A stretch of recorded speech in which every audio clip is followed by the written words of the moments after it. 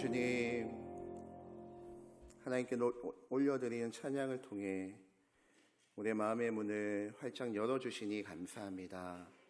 열려진 우리의 심령의 밭에 하나님의 말씀이 온전히 심겨지게 하여 주시고 그 말씀 아멘으로 화답하며 말씀 따라가다 말씀이 허락해 주시는 복을 받아 누리는 주의 자녀들 되게 하여 주시옵소서.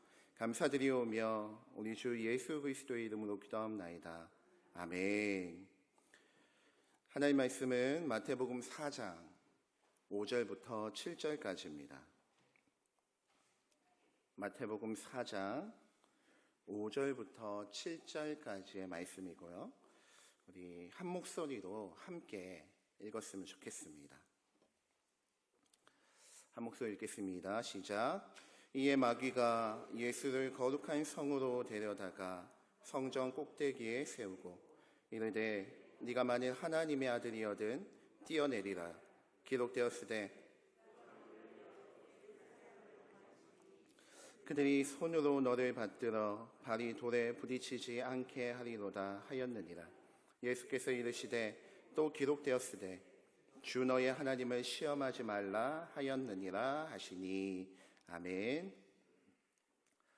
예수님께서 광야에서 받으신 두 번째 시험에 관한 본문이 우리가 좀 전에 함께 읽었던 본문의 내용인데요.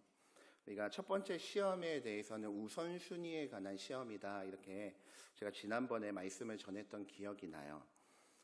마귀는 성도에게, 예수님을 포함한 모든 성도들에게 떡을 우선순위에 두고 살라고 요청하고 있는 거죠.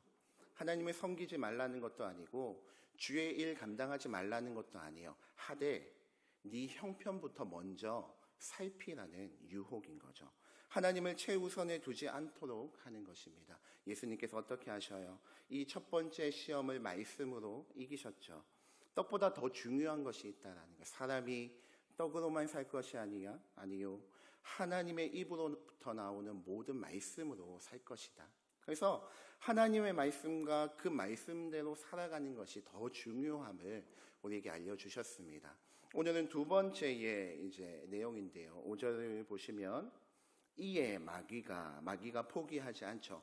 두 번째 시험을 걸어오고 있는 거예요. 이 두 번째 시험의 어떤 핵심적인 내용의 핵심은 무엇이냐면 자기 과시예요. 자기 과시. 자신을 드러내라는 거예요. 자신을 드러내고 자신을 인정받는 자리에 자꾸 세우라는 거예요. 여러분 5절에 보시면 이에 마귀가 예수를 거룩한 성으로 데려다가 성전 꼭대기에 세웠다 이렇게 이야기하죠. 이 성전 꼭대기에 관해 이제 유모세 선교사님이 쓰신 열린다 성경이라는 책을 보면 이 성전 꼭대기가 어디인지 좀 잘 보여주고 있는데요. 왕의 행각 서쪽에 있는 타워다. 뭐 어딘지 모르겠어요. 하여튼 이곳은 성전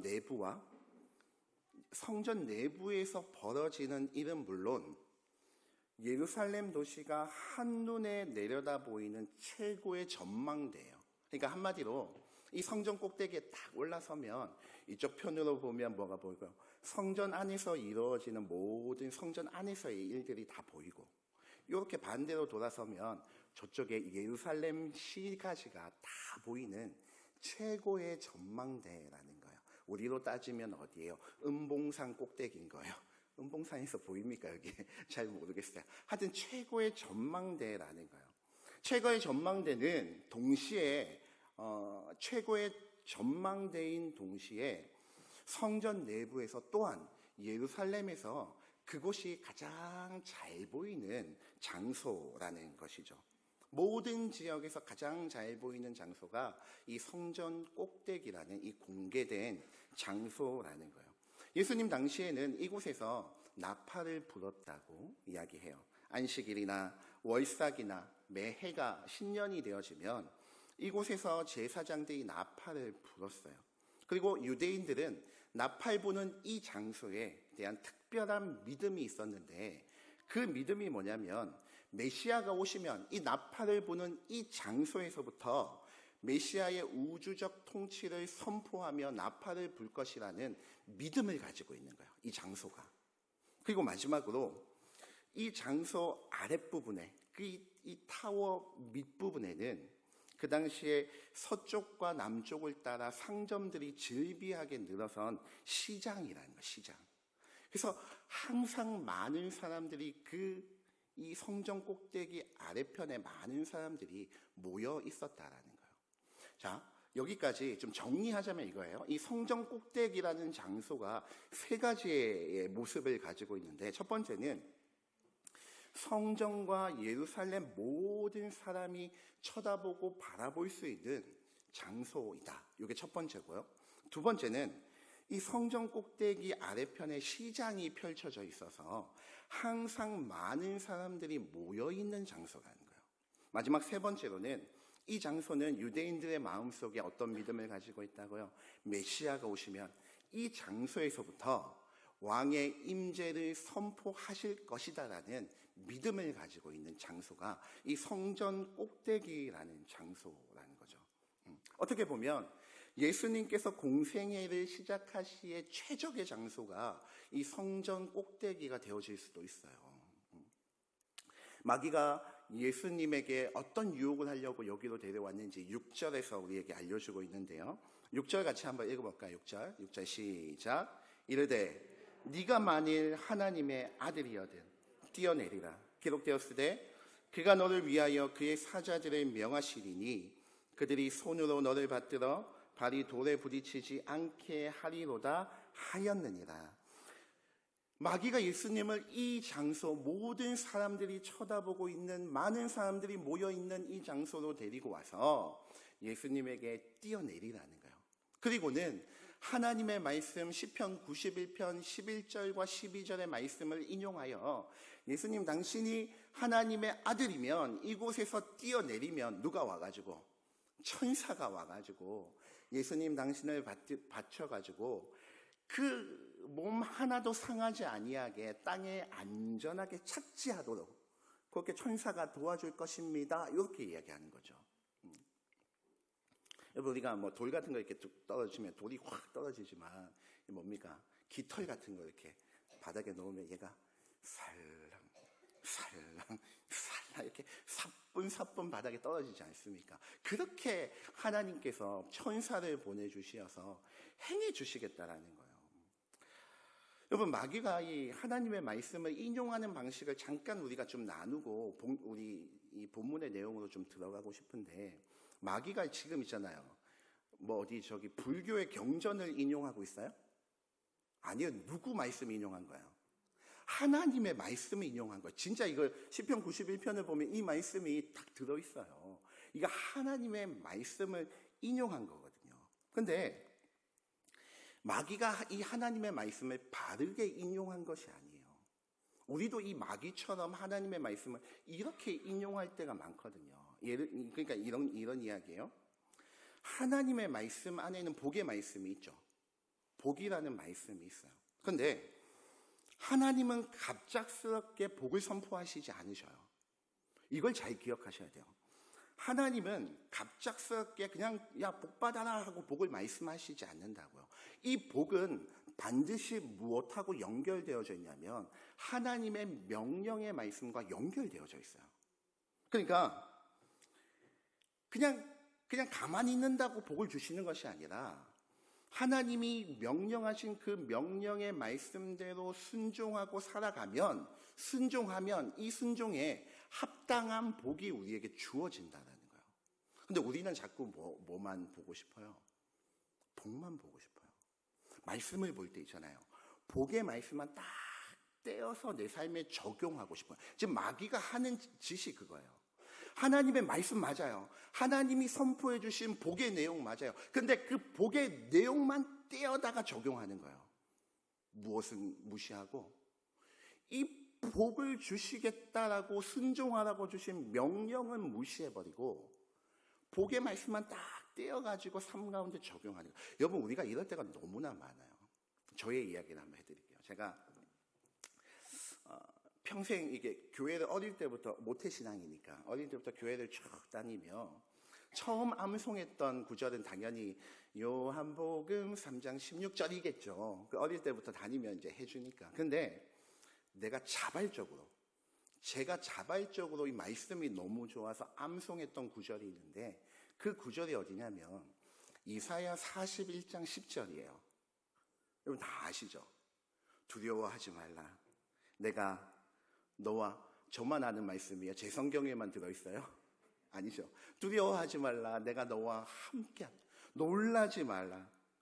나는 네 하나님이 됩니다. 내가 참으로 너를 붙들려. 참으로 나의 의로운 오른손으로 너를 붙잡아 주시겠다. 도와주겠다. 이 말씀 얼마나 힘이 되어지고 좋은 말씀입니까? 제가 제 자발적으로 이 말씀을 처음으로 암송했거든요. 두려워하지 말고 놀라지 말고 하나님이 그 오른손으로 나를 도와주고 나를 붙잡아 준다 하셨으니, 이 말씀 내가 평생 부여잡고 산다고 그 말씀을 꼭 부여잡고 암송하고 기도할 때마다 되뇌이고 하나님이 이 말씀 내 삶 가운데 성취되게 해주십시오라고 매일매일 기도했어요. 저는 항상 기도할 때마다 그 말씀을 외우고 기도했어요. 그런데 어느 날 제가 성경을 알고 성경이 하나님의 명령과 복으로 이루어졌다라는 이야기를 듣고 제가 그 말씀을 다시 보기 시작했어요. 복의 말씀이었잖아요. 복의 말씀인데 그 복의 말씀에 연결되어져 하나님의 명령이 있는데, 그 명령이 무엇이냐면 내가 이스라엘 너희로 새 타작 기계를 삼아 온 세상을 복음으로 정복하시겠다라는 거예요. 온 세상을 복음으로 정복한 이후에 너희로 하여금 세상을 향하여 여호와 하나님을 자랑하게 만들겠다라고 말씀하셨어요. 여러분 보세요. 이 복이 누구한테 주어지는 복이에요? 그 복을 암송하고 매일매일 기도할 때마다 되뇌이고 막 몸에 문신으로 새기고 이러면 내 말씀 되는 겁니까? 그러면 그 복이 나한테 주어지는 거예요? 아니에요. 하나님 나라의 확장에, 주의 복음 전파에 힘쓰는 자에게 하나님이 주시고자 하는 복의 내용이에요. 그럼 그 복을 자신의 삶 가운데 성취함을 받고 그 복대로 두려워하지 아니하고 놀라지 아니하고 주의 의로운 손으로, 그 오른손으로 도와주시고 붙들어 주시는 그 복은 누가 누릴 수 있는 거예요?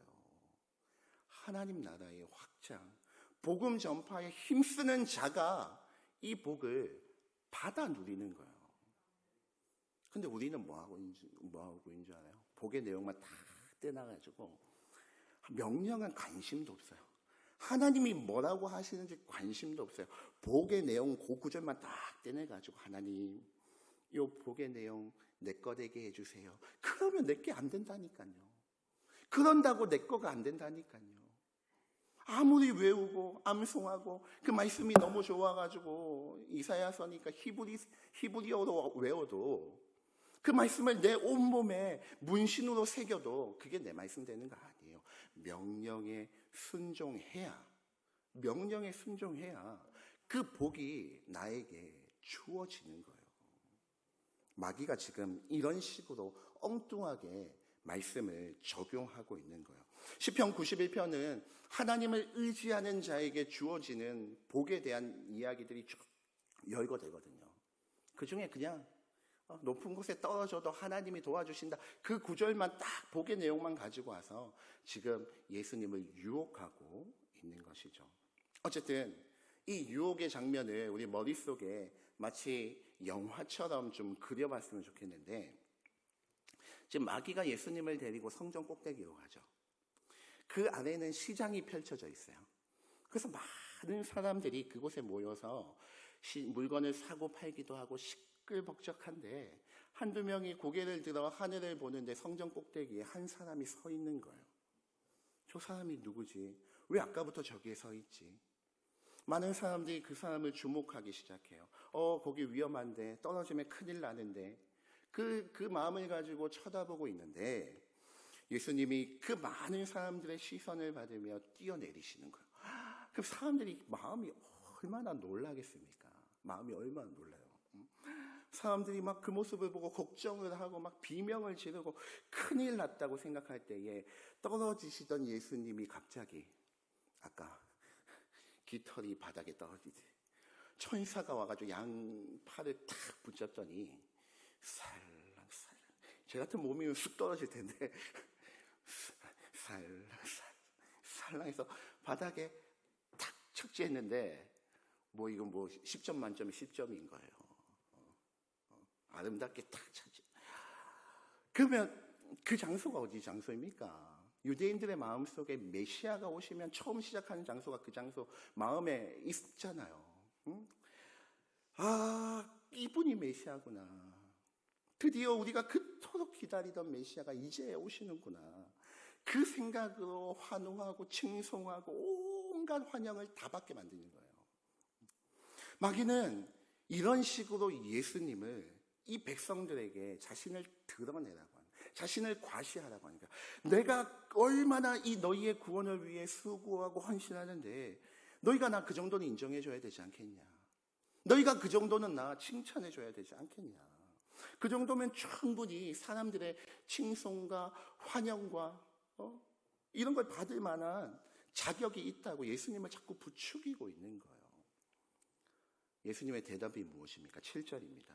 예수께서 이르시되 또 기록되었으되 주 너의 하나님을 시험하지 말라 하였느니라 하시니, 말씀을 인용하여 거절하시되 주 너의 하나님을 시험하지 말라라고 말씀하셔요. 곧 예수님 자신이 백성들에게 멋지게 등장하기 위해, 사람들의 박수를 받고 칭찬을 받고 환영을 받기 위해, 멋지게 등장하기 위해 하나님의 능력을 시험하지 않겠다라는 거예요.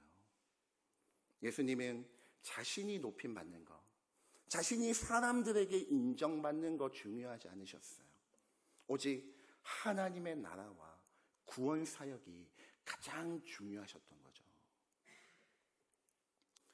예수님을 유혹했던 마귀가 오늘날 교회 안에 있는 성도, 저와 여러분을 이렇게 유혹하고 있어요.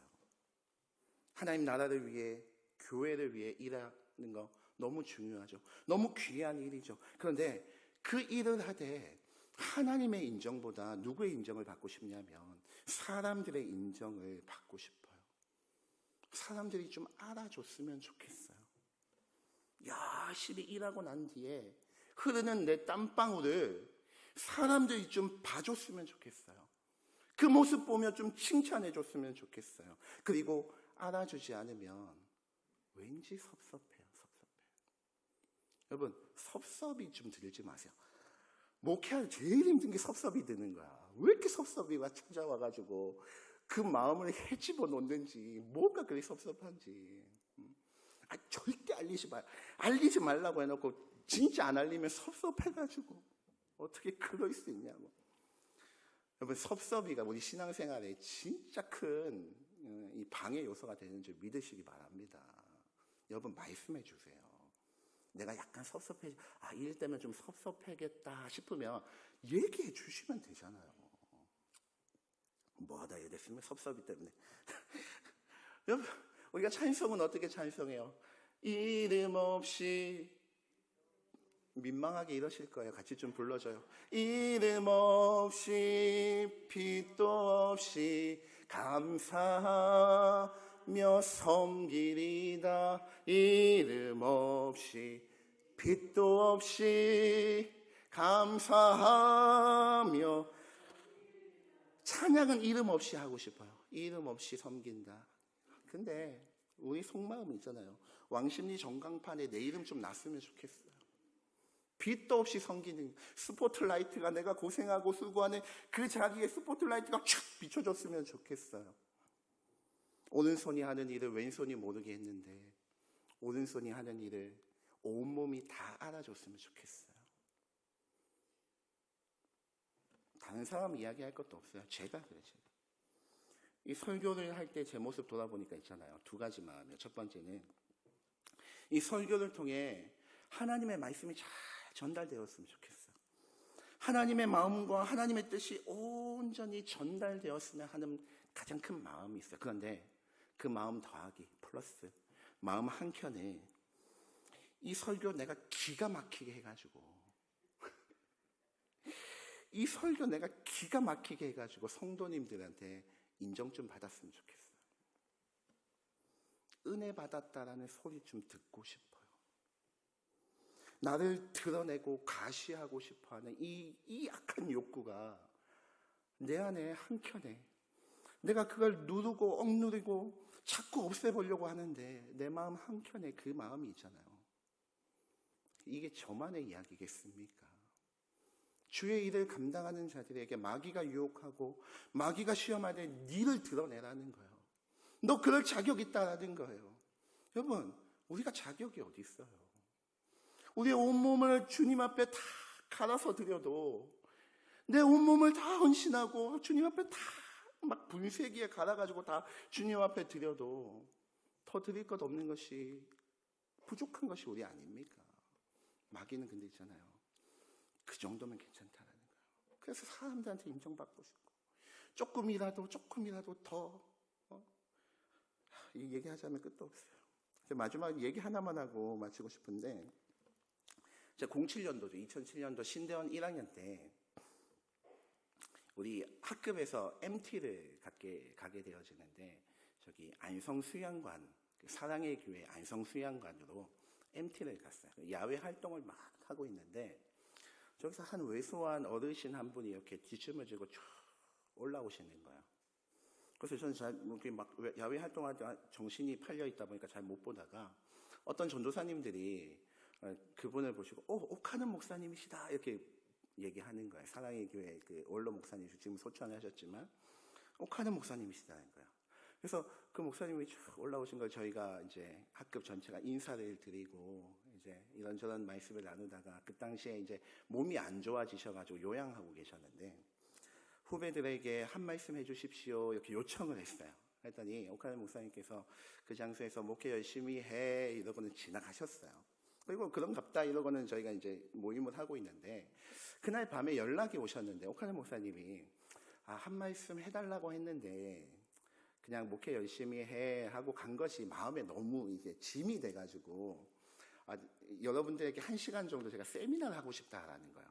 그래서 우리가 좋다고 해가지고 그 밤에 오셔가지고 1시간 동안 세미나를 이제 해주셨거든요. 목회 세미나를 해주셨는데 참 많은 이야기들을 해주셨지만 마지막으로 이 모든 세미나, 목회에 대한 세미나를 결론 지으며 마지막으로 저희한테 딱 하셨던 한 문장의 말씀이 있는데 그게 무엇이냐면 자기 제자 삼지 마 이것이었어요.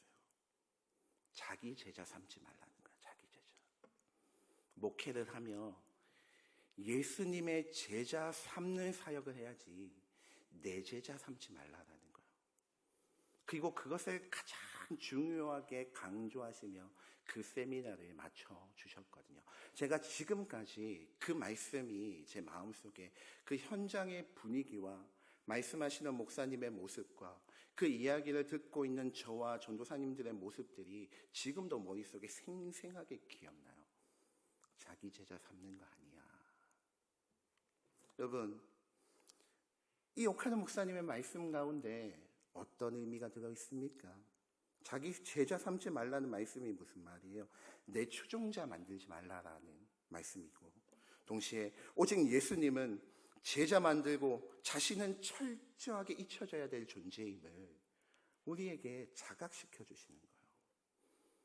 우리의 역할, 예수님을 위해 예수님의 제자 만드는 이 일들 가운데 피를 토하는 열심으로 노력해도 그 사람들이 나를 바라보는 것이 아니라 누구 바라볼 수 있도록 예수님 바라볼 수 있도록 그렇게 후배들에게 마지막 그 말씀을 전해주신 거예요.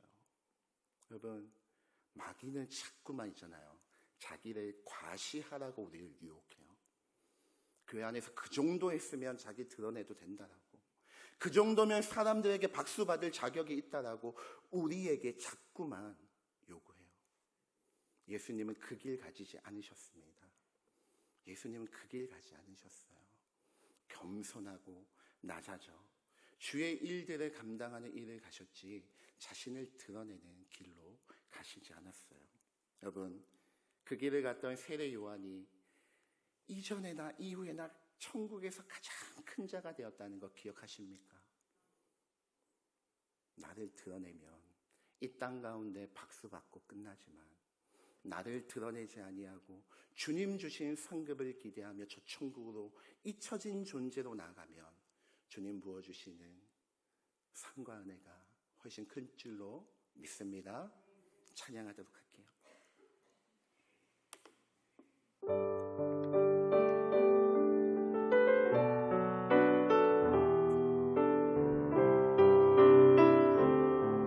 당신은